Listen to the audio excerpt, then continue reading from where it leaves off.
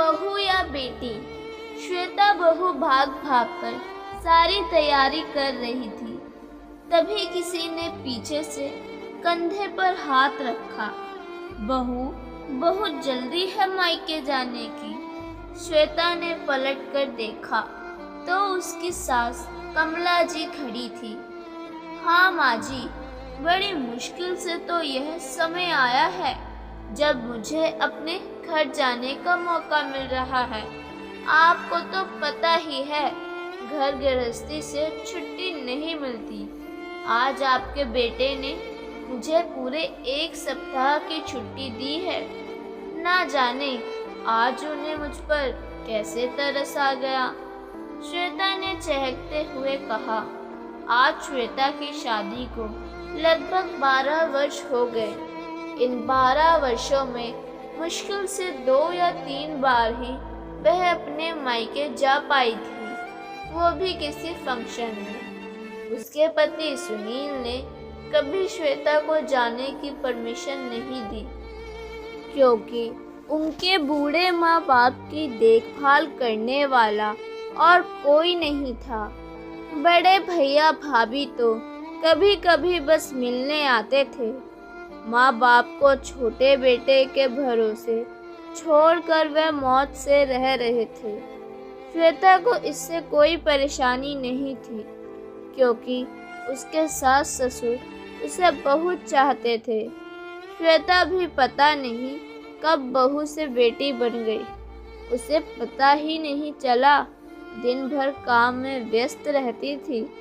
सास ससुर की एक एक चीज का ध्यान रखना, जहाँ तक कि वह अपने ससुर जी को कभी कभी डांट भी देती थी जब वह चुपचाप कभी कभी मीठा खाने की कोशिश करते।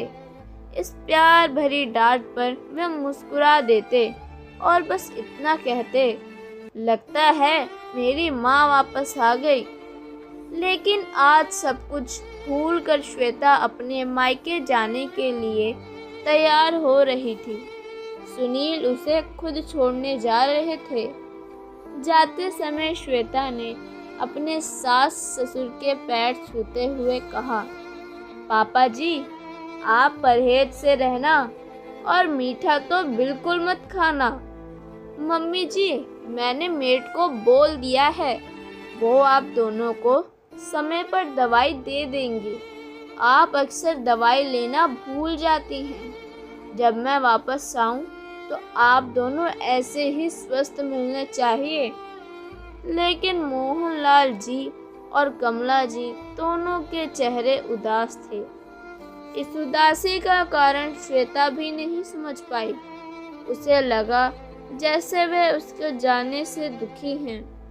श्वेता उनका आशीर्वाद लेकर जल्दी से गाड़ी में बैठकर चली गई। उसके जाने के बाद मोहनलाल जी ने कमला से कहा, चल अब मेरा भी सामान पैक कर दे।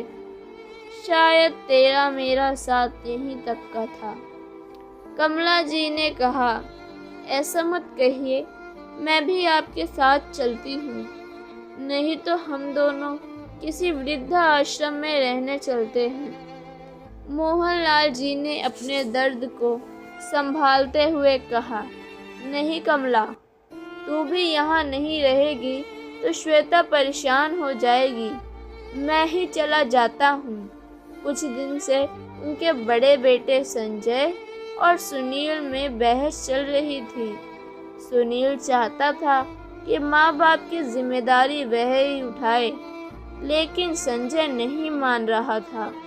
तभी दोनों ने मिलकर समझौता किया कि पापा को संजय रख लेंगे और माँ को सुनील। लेकिन श्वेता के रहते ये संभव नहीं था। इसीलिए सुनील ने बहाने से श्वेता को उसके मायके भेजा था। अगले ही दिन संजय अपने पिता को लेने आ गया। कमला जी का रो रो कर बुरा हाल था। दुखी मन से मोहनलाल जी संजय के साथ चले गए। कमला जी को लगने लगा जैसे उनकी जिंदगी का मकसद ही खत्म हो गया है। वह चुपचाप अपना कमरा बंद करके बैठी रहती थी। न खाने की सुध थी न दवाई की। उधर यही हाल मोहनलाल जी का भी था। एक दिन सुनील ने श्वेता को फोन किया। श्वेता, मम्मी की तबीयत ठीक नहीं है, तुम जल्दी से आ जाओ, उन्हें अस्पताल में एडमिट किया है। श्वेता जल्दी से अस्पताल पहुंची। माँ जी, क्या हो गया आपको? डॉक्टर साहब, ये तो अच्छी भली थी, इन्होंने अपना खाना पानी छोड़ दिया था, यहाँ तक कि दवाई भी नहीं ली थी। करीब इन्होंने 3 दिनों से कुछ नहीं खाया। डॉक्टर के बात सुनकर श्वेता माँ जी की ओर देखकर बोली, क्या हुआ माँ जी? ये सब क्या है? कोई बात हुई है? मुझे बताओ। बस बेटी, तू कब बहू से बेटी बन गई पता नहीं चला। तूने हमारा बहुत ध्यान रखा है। बस एक उपकार कर दे, अपने ससुर का ध्यान रखना। मेरे बाद वो बहुत अकेले हो जाएंगे। मैं उनकी जिम्मेदारी तुझे सौंप कर जाना चाहती थी, इसीलिए जिंदा हूँ।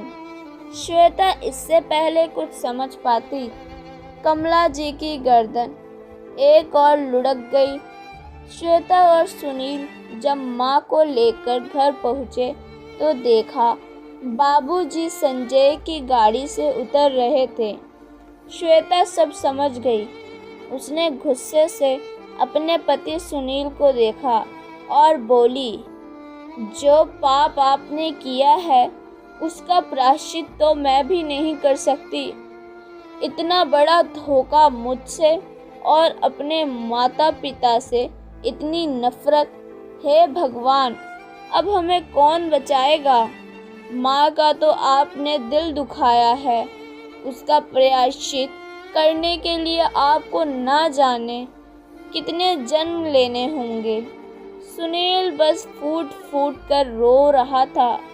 मुझे क्या पता था ये सब हो जाएगा। इधर मोहनलाल जी गुमसुम से बैठे थे, वो ना रो रहे थे ना किसी से बात कर रहे थे। श्वेता ने जाकर उन्हें संभाला तो वो बोले, बेटी, मेरा आशीर्वाद हमेशा तेरे साथ रहेगा, बस अब मैं भी जी नहीं पाऊंगा। यह कहकर वे श्वेता की गोद में लुढ़क गए। श्वेता ने उन्हें उठाने की कोशिश की, लेकिन बाबूजी जा चुके थे। दोस्तों, ये कहानी आपको कैसी लगी? अगर अच्छी लगी हो तो कृपया लाइक और सब्सक्राइब करना ना भूलें। धन्यवाद।